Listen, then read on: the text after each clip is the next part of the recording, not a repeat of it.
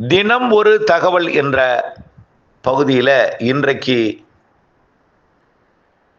சுட்டெரிக்கும் கோடை ஆகஸ்டில் இருப்பது எப்படி, இரண்டாவது கோடை இந்த நேரத்தில் ஏற்பட்டது எப்படி, அறிவியல் பூர்வமான விளக்கம். நான் செல்வகுமார் பேசுகிறேன். உங்களுக்கெல்லாம் தெரியும், பூமி உருவான காலத்திலிருந்தே சூரியனின் குத்துக்கதிர் கடக ரேகையிலிருந்து மகர ரேகைக்கும், மகர ரேகையிலிருந்து கடக ரேகைக்கும் இடைப்பட்ட பகுதியில் பயணிக்கும். பூமி 23.5 டிகிரி சாய்ந்த நிலையில் தன்னைத்தானே சுற்றி கொண்டு, சாய்ந்த நிலையில் தன்னைத்தானே சுற்றி கொண்டு நீள்வட்ட பாதையில் சூரியனை சுற்றி கொண்டு வருகிற காரணத்தினாலே இந்த 23 டிகிரி சாய்வின் காரணமாக அதே ஒரே பக்கம் சாய்ந்தது தான், சாய்ந்த நிலையிலேயே அப்படியே நீள்வட்ட பாதையில் சுற்றும் பொழுது வடக்கே இருக்கக்கூடிய 23 டிகிரி வடக்கையும் தெற்கே 23 டிகிரியும் அந்த சூரியன் குத்துக்கதிர் பயணிக்கிறது. நேராக இருந்தால் நிலநடுக்கோட்டிலேயே விடும். சாய்ந்து இருக்கிற காரணத்தினாலே வடக்கே 23 டிகிரியும் தெற்கே 23 டிகிரியும் சூரியன் குத்துக்கதிர் பயணிக்கிறது. வடக்கே இருப்பது கடக ரேகை, தெற்கே இருப்பது மகர ரேகை, இடையிலே மத்தியில் இருப்பது நிலநடுக்கோடு. இந்தியா என்பது நிலநடுக்கோட்டுக்கு வடக்கே இருக்கிறது. சூரியனின் குத்துக்கதிர் டிசம்பர் 21 மகர ரேகையில் பிரவேசிக்கும். பிறகு படிப்படியாக மார்ச் 21 நிலநடுக்கோட்டுக்கு வரும். மார்ச் 21 நிலநடுக்கோட்டுக்கு வந்தது வடக்கு நோக்கி தமிழ்நாட்டின் ஊடாக ஏப்ரல் இறுதியில் தமிழ்நாட்டிலே விழுந்து, பிறகு ஆந்திர பிரதேசம் வழியாக, ஒடிசா வழியாக, மேற்கு வங்கத்தின் வழியாக பயணிக்கக்கூடிய கற்பனை கோடாம் 23 டிகிரி வட அச்சரேகையாம் கடகரேகையை ஜூன் 21 தொடும். உடனடியாக தெற்கு நோக்கி திரும்பும். ஜூன் 21 தெற்கு நோக்கி திரும்பும் பொழுது ஜூலை ஒடிசா ஆந்திர பிரதேசம், ஆகஸ்ட் மாதம் 16 17 பழவேற்காடு, 18 சென்னை, 19 சென்னைக்கு தெற்குப்புறம், 20 சென்னைக்கு தெற்குப்புறம் இருக்கக்கூடிய செங்கல்பட்டு மாவட்ட பகுதிகள், இப்படி கொஞ்சம் கொஞ்சமாக தெற்கு நோக்கி வரும் பொழுது டெல்டா மற்றும் தென் மாவட்டங்கள் வழியாக சூரியனின் குத்துக்கதிர் கன்னியாகுமரி அடைந்து, எப்போ அடையினா செப்டம்பர் 2 கன்னியாகுமரி அடைந்து, செப்டம்பர் 3 குமரி கடலில் பயணித்து செப்டம்பர் 21 நிலநடுக்கோட்டை அடையும். பிறகு மீண்டும் தெற்கே போய் டிசம்பர் 21 மகர ரேகையை அடையும். ஆகிய புறப்பட்ட இடத்திற்கே சூரியன் குத்துக்கதிர் மீண்டும் டிசம்பர் 21 வந்து சேர்ந்துடும். ஆக வடக்கு நோக்கி பயணிக்கும் பொழுது ஒரு முறை கோடையாகவும், தெற்கு நோக்கி சூரியன் குத்துக்கதிர் பயணிக்கும் பொழுது மற்றொரு முறை கோடையாகவும் இருக்கும். ஆனால் ஏப்ரல் மே மாதத்தில் வரும் பொழுது கடும் அனல் வெயில் 100 டிகிரி 105 டிகிரி எல்லாம் வீசுகிறது. ஆனால் ஆகஸ்ட் மாதம் தமிழ்நாட்டிலே இந்த சூரியன் குத்துக்கதிர் விடும் பொழுது பெரிதாக கோடை போல் தெரிவதில்லை, உங்களுக்கெல்லாம் தெரியும். ஆனால் இன்றைக்கு அனுபவித்துக் கொண்டிருக்கிறோம் கோடை போல. இன்னும் நாளைக்கு இன்னும் கூடுதல் வெப்பத்தை அனுபவிக்க போகிறோம். 105 டிகிரி ஃபாரன்ஹீட் வரை மதுரைக்கும் திருநெல்வேலிக்கும் இடைப்பட்ட கோவில்பட்டி தூத்துக்குடி மாவட்டத்தோட வடமேற்கு பகுதி பெறும்.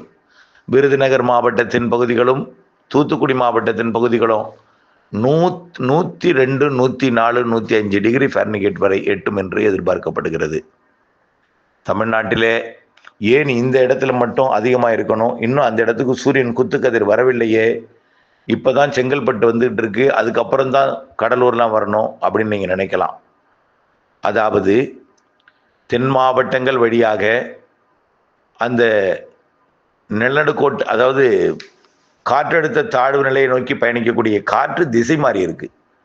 குமரி முனையில் போகுது, ஆனால் பாலக்காட்டு கணவாயில் வழியாக வடக்கு நோக்கி பயணிக்குது. ஆரியங்காவு கணவாயில் நுழைவது குறைவு. தென்மேற்கு பருவக்காற்று மிக குறைவு. காற்று எல்லாமே மகாராஷ்டிரா நோக்கி திரும்பி இருக்கு. மகாராஷ்டிராவை விட கோவாவிற்கு குறைவு காற்று, அதாவது ஈரப்பதமிக்க காற்று. கோவாவை விட கர்நாடகாவிற்கு ஈரப்பதமிக்க காற்று குறைவு. அதுலேயும் கேரளாவிற்கு குறைவு, வடக்கு கேரளா விட மத்திய கேரளாவுக்கு குறைவு, மத்திய கேரளா விட தெற்கு கேரளாவுக்கு குறைவு. அப்போ ஈரப்பதம் இல்லாத காற்று, இன்னும் சொல்ல போனால் திசை மாறும் இடத்துல உயரடுத்த காற்றுன்னு சொல்லலாம். குளிர்ச்சி தன்மையுடைய காற்று, வெப்பமடைந்த காற்று அல்ல, மேலடுக்கு காற்று, உயர் அழுத்த மேலடுக்கு காற்று தான் இருக்கு. கீழடுக்கிலே காற்றே வரவில்லை. இதனால கடும் வெப்பம் நிலவும். வெப்பத்தால் காற்றும் லேசாகி மேலெழுந்து வங்கக்கடலுக்கு ஓடி ஓடி போயிடும். அனலாக இருக்கும் கோவில்பட்டி, தூத்துக்குடி இடைப்பட்ட பகுதிகள், விருதுநகர் மாவட்டத்தோட திருச்சுழி, அருப்புக்கோட்டை, தூத்துக்குடி மாவட்டத்தோட விளாத்திக்குளம், இதெல்லாம் அதிக வெப்பமாக இருக்கும். வடக்கே போக போக கொஞ்சம் வெப்பம் குறைவாக இருந்தாலும் டெல்டாவில் கூட தாங்க முடியாத வெயிலாக தான் இருக்கு. கிட்டத்தட்ட 100 டிகிரியை நெருங்கி விட்டது தஞ்சாவூர். இப்படி வெயில் அதிகமாகத்தான் இருக்கும். தஞ்சாவூர், திருச்சி, மதுரை எல்லாமே. இது தொடர்ந்து 7ஆம் தேதி வரை இருக்கும். அதாவது செப்டம்பர் 7ஆம் தேதி வரை இருக்கும். காரணம், தென்மேற்கு பருவக்காற்று பெருமளவிலே நுழையாது. இருந்தாலும் கொஞ்சம் கொஞ்சமாக காற்று திசை மாறும். அங்கே இருக்கக்கூடிய வட இந்தியாவில் இருக்கக்கூடிய நிகழ்வு செயலிழக்கும் பொழுது கொஞ்சம் கொஞ்சமாக காற்று திசை மாறும். அப்ப தென்மேற்கு பருவக்காற்று நுழையும் அளவு சதவீதம் கூடும் பொழுது இந்த 104, 105 டிகிரிக்கு போறது 100ஆக குறைஞ்சிரும். 100 என்பதே அதிகம்தான். ஆனால் வெயில் இருக்கும். நாளை இருக்கும் வெயில் போல் இருக்காது, கொஞ்சம் குறையும். அப்படிதான் சொல்லலாம். புரியுதுங்களா? நாளை தான் உச்சபட்ச வெயிலாக இருக்கும். அதற்கு பிறகு வெயில் அதே 102, 100 இருக்கும். நாளை மிக உச்சமாக இருக்கும் என்று எதிர்பார்க்கப்படுகிறது. 21ஆம் தேதி. வழக்கமாக தென்மேற்கு பருவக்காற்று வீசும், குளிர்ந்த காற்று பெறும் என்பதனால வெயில் தெரியாது. ஆகஸ்ட் மாதத்தில் தென்மேற்கு பருவக்காற்று எப்பொழுதும் வலுவாக இருக்கும், ஆடிக்காற்று இருக்கும். ஆனால் அந்த காற்று இல்லை. இப்பொழுது தென்மேற்கு பருவக்காற்று கர்நாடகாவிற்கு வடக்கே கோவா, மகாராஷ்டிரா மற்றும் குஜராத் நோக்கி திசை மாறி இருக்கிறது. நேற்றைக்கு 24 மணி நேரத்தில் 57 சென்டிமீட்டர் புனே சுற்றுவட்டார பகுதியில் கொட்டி இருக்கிறது. ஆக தென்மேற்கு பருவக்காற்று முழுமையாக திசை மாறி மகாராஷ்டிராவிலே கொட்டும் மழையை மும்பையிலெல்லாம் கொட்டி வெள்ளப்பெருக்கு ஏற்படுத்திட்டு இருக்கிறது. கேரளா வழியாக நுழையக்கூடிய காற்றின் அளவு, நீராவி, அதாவது குளிர்ச்சித்தன்மை, மழை இல்லாத காரணத்தினாலே தமிழ்நாட்டிலே வெயில் அதிகமாக இருக்கும். அதுதான் 2வது கோடையாக தெரியும். சூரியனின் குத்துக்கதிர் எப்பொழுதும் இந்த ஆகஸ்ட் 16 செப்டம்பர் 2 வரை தமிழ்நாட்டிலே விழும். இந்த நேரத்தில் தென்மேற்கு பருவக்காற்று உள்ளே நுழையும், குளிர்ச்சியான சீதோஷ நிலவும். இதனால கோடையாக தெரியாது. இப்ப தென்மேற்கு பருவக்காற்று திசை மாறி இருக்கு இந்த நாளில். இதனால மிக உக்கிரமான ஒரு கோடையாக, வெயிலாக, அனலாக இருக்கிறது. இது இருப்பதும் நன்மைக்கே. இப்படிப்பட்ட வெயில் கொடுப்பதும் நன்மைக்கே. வளிமண்டல சுழற்சி உருவாவது இந்த மாத இறுதியில் உருவாவது, செப்டம்பர் முதல் வாரத்தில் உருவாவது, பிறகு செப்டம்பர் 8க்கு மேல் தீவிரமடைவது, செப்டம்பர் 8 அக்டோபர் 14 வரை தீவிரமடைவதற்கு எல்லாமே இந்த வெப்பம், இந்த சாதக அமைப்பு கை கொடுக்கும்.